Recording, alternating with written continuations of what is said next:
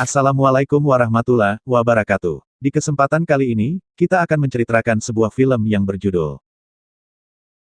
Knowing. Namun sebelum lanjut, alangkah baiknya untuk menekan tombol subscribe terlebih dahulu, agar tak ketinggalan video-video menarik lainnya dari saya. Oke lanjut. Di awal cerita, tahun 1959, ditunjukkan kalau ada seorang anak SD yang sering mendengar bisikan-bisikan di telinganya, namanya Lucinda Emery. Tapi bisikan-bisikan itu hanya didengar olehnya sendiri, dan kawan-kawannya menganggapnya aneh karena dia selalu menuliskan sejumlah besar angka-angka yang tampaknya tidak berarti. Dia juga cenderung pendiam dan tidak punya teman. Waktu itu adalah acara pembukaan untuk sekolah mereka. Untuk merayakannya, mereka menanam sejenis kapsul waktu di halaman sekolah. Murid-murid angkatan pertama itu dipersilahkan menggambar apapun yang mereka perkirakan akan terjadi dalam kurun waktu 50 tahun ke depan, lalu memasukkannya ke dalam kapsul waktu tersebut.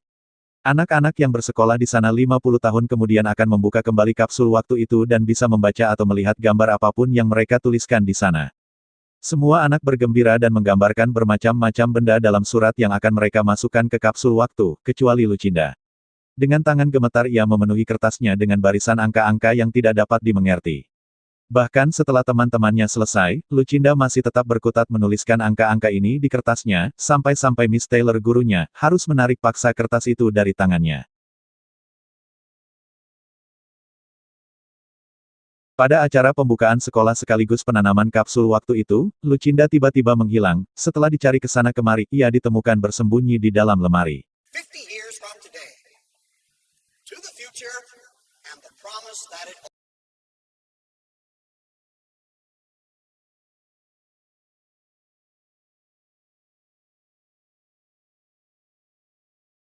Tangannya berdarah karena dia menggunakan kukunya untuk menuliskan angka-angka itu lagi di dinding pintu. Lalu cerita maju ke 50 tahun kemudian, tahun 2009. Ditunjukkan kalau Profesor John Kusler dan anaknya, Caleb Kusler yang tuli tinggal di sebuah rumah di dekat hutan. Mereka tinggal berdua karena ibu Caleb sudah meninggal dunia. Caleb adalah salah satu murid yang bersekolah di sekolah Lucinda dulu. Dan kebetulan sekali, sekolahnya berulang tahun yang ke-50. Dan mereka akan membongkar kapsul waktu yang ditanam di halaman sekolah mereka, 50 tahun yang lalu. Setiap anak mendapat satu amplop, dan secara kebetulan sekali, Caleb mendapat amplop yang berasal dari Lucinda.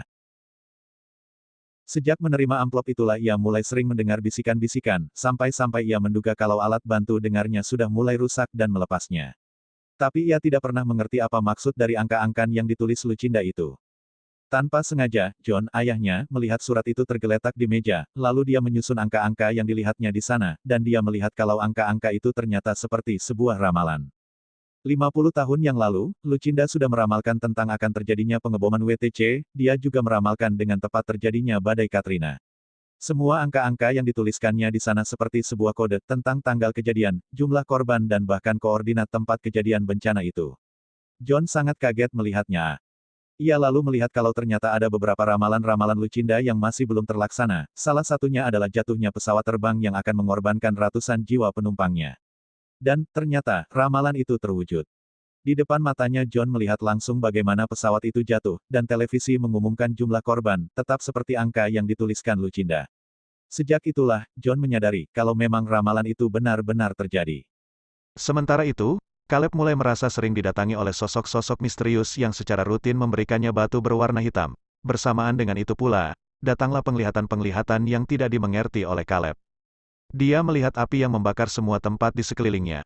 Ia ketakutan dan menjerit. John juga menyadari kalau makhluk-makhluk misterius berpakaian hitam ini memang nyata, karena dia sempat melihatnya sebelum bayangan mereka menghilang di balik pepohonan. John kemudian memutuskan untuk mencari tahu keberadaan Lucinda.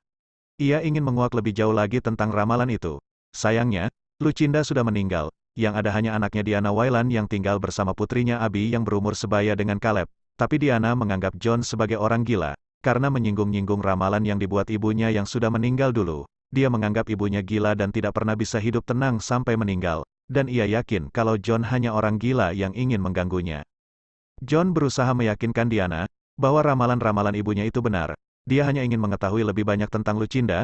Dia menyatakan kalau Lucinda juga sudah meramalkan sebuah kecelakaan kereta api bawah tanah yang akan menewaskan ratusan orang. Diana harus membantunya mencari tahu lebih jauh, agar tidak banyak korban yang berjatuhan. Tapi Diana memilih pergi dan membawa Abby menjauh dari John dan Caleb. Dan memang, Kecelakaan kereta api itu pun terjadi. John berada di lokasi kejadian. Setelah menitipkan Caleb pada orang tuanya, ia berusaha mencegah sendiri apapun yang akan terjadi di sana. Tapi ia gagal. Bencana itu tetap terjadi, dan jumlah korban tewas benar-benar sama dengan yang diramalkan Lucinda.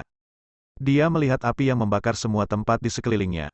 Ia ketakutan dan menjerit. John juga menyadari kalau makhluk-makhluk misterius berpakaian hitam ini memang nyata, karena dia sempat melihatnya sebelum bayangan mereka menghilang di balik pepohonan. Akhirnya, Diana percaya dan bersedia membantu John dengan membawanya ke rumah tempat tinggal ibunya semasa hidupnya dulu, yang berada di tengah hutan. Ketika sedang menyelidiki rumah itulah, Caleb dan Abby didatangi lagi oleh sosok-sosok misterius berbaju hitam itu. Mereka berniat mengajak Caleb dan Abby ikut dengan mereka.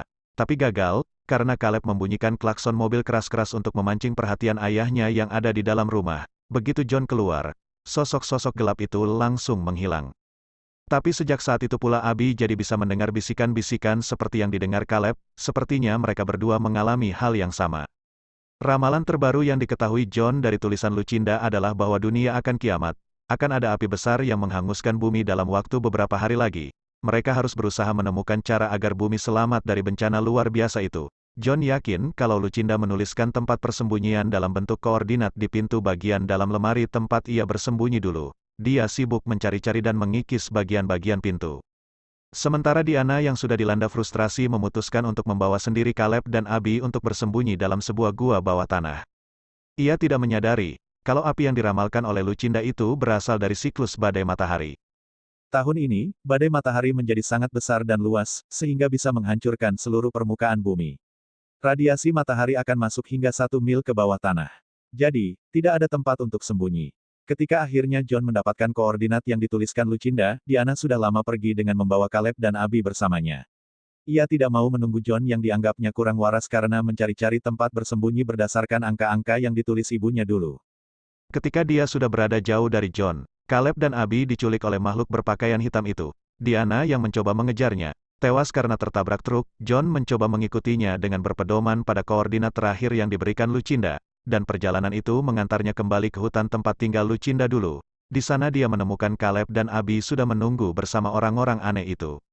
Ternyata makhluk-makhluk aneh itu adalah alien yang sudah terlebih dahulu mengetahui tentang kehancuran bumi ini. Mereka jugalah yang membisiki Lucinda kecil dulunya, dan memberitahukan ramalan-ramalan itu kepadanya. Mereka tidak bermaksud menyakiti Caleb dan Abby, tapi mereka berkata bahwa bumi akan hancur dan tidak ada tempat yang selamat. Mereka harus membawa anak manusia yang bisa mereka selamatkan, memberikan tempat baru, agar mereka bisa memulai kehidupan mereka lagi dari awal. Sayangnya, hanya mereka-mereka yang mendengar bisikan-bisikan itu saja yang bisa mereka bawa meninggalkan bumi dengan kapal ruang angkasa mereka, yaitu Caleb dan Abby.